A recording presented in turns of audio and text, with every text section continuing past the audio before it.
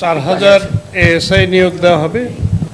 এর মধ্যে 50% হবে সরাসরি আর 50% হবে পদোন্নতির মাধ্যমে। যেহেতু নির্বাচন সামনে এবং আমাদের মাননীয় প্রধান উপদেষ্টা নির্দেশনা দিয়েছেন, সেই আলোকে আমাদের অর্থ মন্ত্রণালয়, লেজিসলেটিভ এবং জনপ্রশাসন এবং সংশ্লিষ্ট স্বরাষ্ট্র মন্ত্রণালয়ের মাধ্যমে মিটিং করে আমরা এই পদগুলোকে সৃজন করেছি। এটা অলরেডি রান। পুলিশের কিছু রিজনাল ট্রেনিং ইনস্টিটিউট আছে, লাইক রংপুর, আরো কয়েকটা জায়গায় বড় বড় ট্রেনিং ইনস্টিটিউট, সেই সমস্ত জায়গায় 100% ট্রেনিং চলতেছে। একদিকে রিক্রুটমেন্ট, একদিকে ট্রেনিং। কখনো কোনোদিন লটারির মধ্যে সিভিল সার্ভিসে পোস্টিং হয়নি, এখনো হচ্ছে না, হবে না। তাদের নিয়োগ চলছে বড় আকারে। এই নিয়োগটা যাতে এক্সপেডিট হয়, এই জন্য আমরা 71 বেশি মিটিংটা করলাম এবং আমাদের একটা হোম সেক্রেটারি সাহেবের সাথে আমরা অন দ্য ফোন কিছু সিদ্ধান্ত হয়েছে। আজকে এটার আমরা যদি অর্ডারটা করে দিতে পারি, তাহলে রিক্রুটমেন্টটা, অনেক ধরনের রিক্রুটমেন্ট বলছে, তার মধ্যে হলো পুলিশের যে এএসআই এবং অন্য অন্য জায়গায় রিক্রুটমেন্ট, এগুলো এক্সপেডিট হবে। আমার মনে হয় সংস্কার না, এটা হলো রিক্রুটমেন্টটা হলো করতে গিয়ে কিছু কিছু জায়গায় প্রতিবন্ধকতা ছিল। এই প্রতিবন্ধকতা গুলো আমরা আইজিপি সাহেব আপনি একটু বললে মানে ভালো হয়, যেহেতু ইওর ম্যাটার।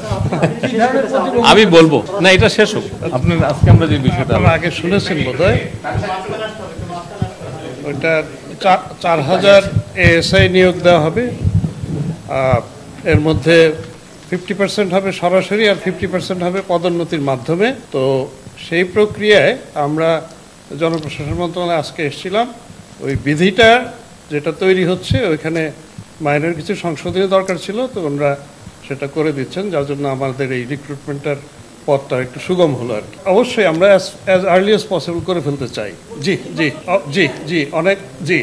প্রধান উপদেষ্টা বেশ কিছুদিন আগে আপনারা জানেন বেশ কিছু ফোর্সের স্যাংশন উনি নীতিগতভাবে সম্মত হয়েছেন, সেইগুলাই আমরা আসলে ওয়ার্কআউট করতেছি। আমাদের আইজিপি সাহেব যারা বললেন, এটা রেগুলার সময়ে এগুলো এরকম তড়িঘড়ি করে, যেহেতু নির্বাচন সামনে এবং আমাদের মাননীয় প্রধান উপদেষ্টা নির্দেশনা দিয়েছেন, সেই আলোকে আমাদের অর্থ মন্ত্রণালয়, লেজিসলেটিভ এবং জনপ্রশাসন এবং সংশ্লিষ্ট স্বরাষ্ট্র মন্ত্রণালয়ের মাধ্যমে মিটিং করে আমরা এই পদগুলোকে সৃজন করেছি। এটা অলরেডি রান।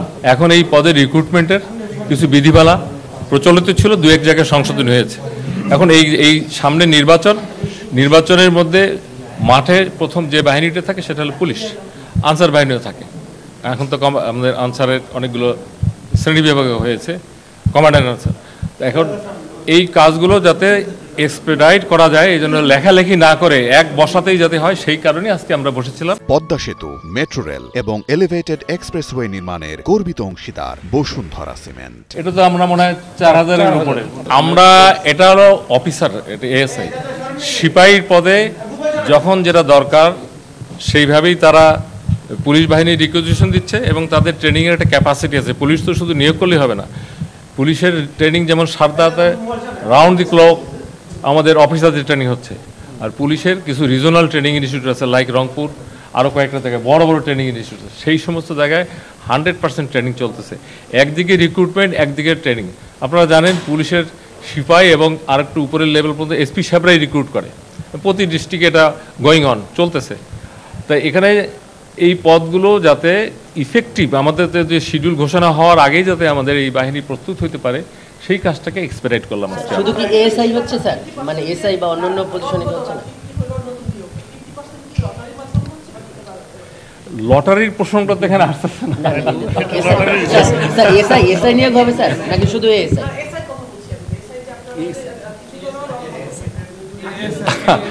আচ্ছা শোনেন, আপনারা জানেন যে এএসপি রিক্রুট হয় বিসিএস পিএসসির মাধ্যমে। এরপরে বাকি পদগুলোই পুলিশের, এটাকে এক কথায় যদি বলি, আইনের ভাষায় যদি বলি, পুলিশ হেডকোয়ার্টার। পুলিশ হেডকোয়ার্টারের আন্ডারে, মানে যদি ডেজিগনেশনটাকে স্পিল আউট করি, আইজিপি পড়ে এবং মাঠ পর্যায়ে এসপি সাহেব পড়ে। এই দুইজন হলো রিক্রুটিং অথরিটি। আর পিএসসি তো হলো পুলিশের অফিসার নিয়োগ করে, সেটা তো রুটিন মোতাবেক চলতেছে। কিন্তু যেহেতু ইলেকশনে মাঠ পর্যায়ে অনেক বেশি সংখ্যক লাগবে, হোম মিনিস্ট্রির চাহিদা আছে, মাননীয় প্রধান উপদেষ্টার নির্দেশনা আছে, এবং যে কোনো পদ সৃষ্টিতে এবং নিয়োগ বিধিতে জনপ্রশাসন সম্পৃক্ত। এটার সাথে আপনি আগেও বলেছি যে লেজিসলেটিভ সম্পৃক্ত, আমাদের ক্যাবিনেট সম্পৃক্ত, হোম মিনিস্ট্রি সম্পৃক্ত, ফাইন্যান্স সম্পৃক্ত। এই কাজগুলো কিন্তু আমরা অলরেডি ডান। আপনারা যে প্রশ্ন করলেন, কখনো কোনো দিন লটারির মধ্যে সিভিল সার্ভিসে পোস্টিং হয়নি, এখনও হচ্ছে না, হবে না। এখন হলো কমপ্লেনের এগেনস্টে আমাদের ফিট লিস্ট আছে, সেখান থেকে তাকে উইথড্র করা হচ্ছে। মাঝে দেখছেন কিছু হয়েছে, আরও সামনে হবে। আর যেখানে স্টেবল আছে যেমন জয়েন্ট সিকিউরিটি অনেক হয়েছে, আমরা ইলেকশন আগে এই জয়েন্ট সিকিউরিটিতে তুলে আনবো, তো সেই জায়গাতে ডিসি রিপ্লেস করতে হবে। আর যারা ভালো করছে, যেমন এই ক্রাইসিস 1 বছর ডিসিটা প্রমাণ করেছে যে আপনারা সবাই একমত যে এই ডিস্ট্রিক্ট অ্যাডমিনিস্ট্রেশনটা কী ধরনের crisis, with the support of police also. এই মাঠ প্রশাসন বলতে সিভিল এবং পুলিশ এই দুটাই বোঝায়, এবং এখন একটা অ্যাবনর্মাল সিচুয়েশন, ইন্টারিম গভর্নমেন্ট, এই সময় অন্য অনেক বাহিনীকে সম্পৃক্ত করা হয়েছে to maintain the law and order. যেটা আপনারা দেখেছেন পূজার সময় ছিল, দিনরাত খেটেছে মানুষ, সুষ্ঠু সুন্দরভাবে পূজা হয়েছে, রমজানের সময় হয়েছে।